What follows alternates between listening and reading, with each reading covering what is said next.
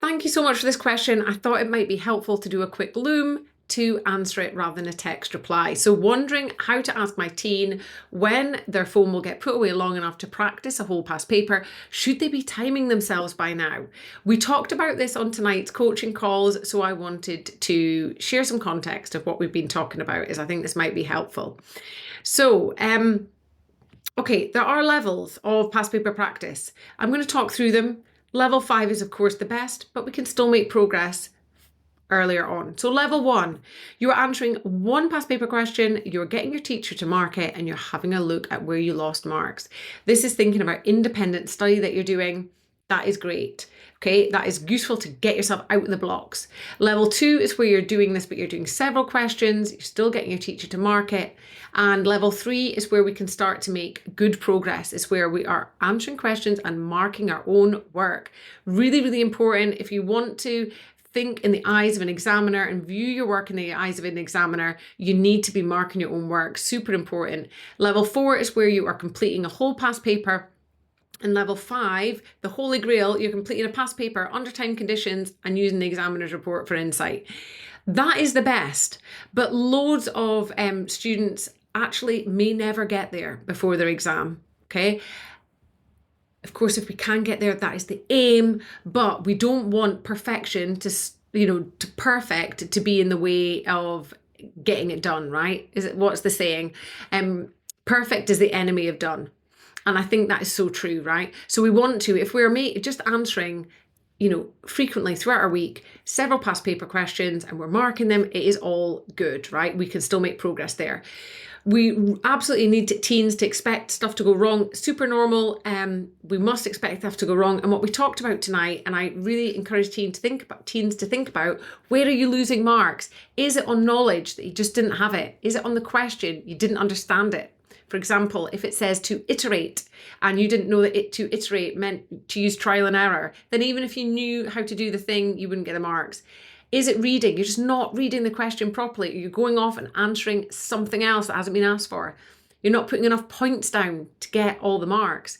You're not communicating it in the way you need to, that the mark scheme is looking for. So if the mark scheme is looking for thin and you have put narrow, then even if it's broadly the same thing, you won't get the marks. And timing, of course, we can run out of time. I asked teens tonight to tell me where they are losing marks, because one of the big objections I get from teens is, I don't know all the content yet. And what I was trying to show them tonight was, when they think back to their mocks and when they're doing questions, if they're doing them on their own, where are they losing marks? Yes, of course, some of them are losing marks for knowledge.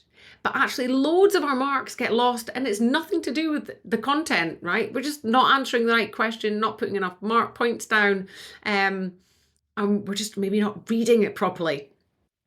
So the other key thing with past exam questions is that we want to learn from it.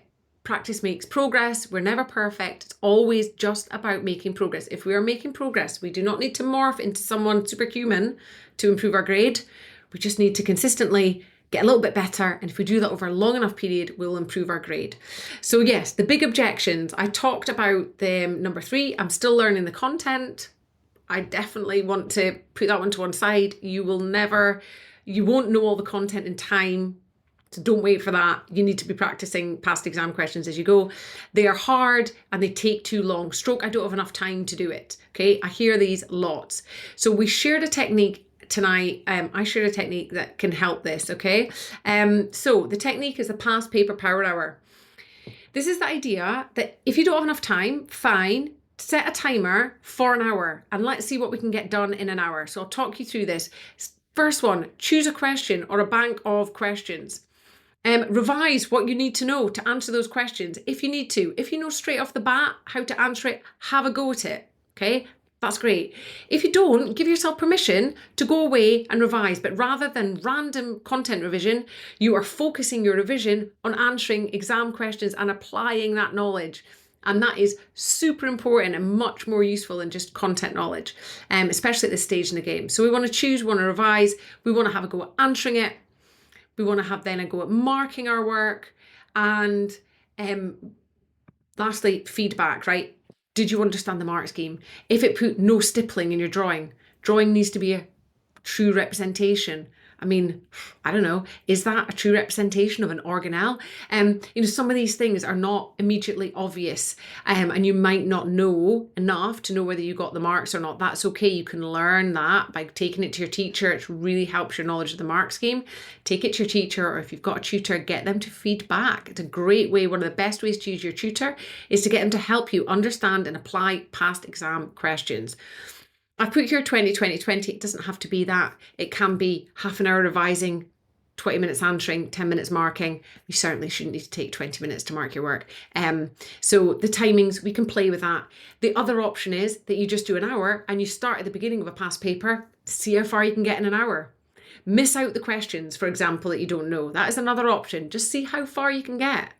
And try your best. I encouraged all students to be making past paper practice, even if it's just an hour of it, or half an hour on one subject, half an hour on another, a regular part of their routine. This is a really key way to improve your grade. It is not just about content. You have to optimize for your exam technique. So I hope this helps answer your question. If you've got any follow-ups, bob them in the chat and I will come back to you. Thanks, everyone.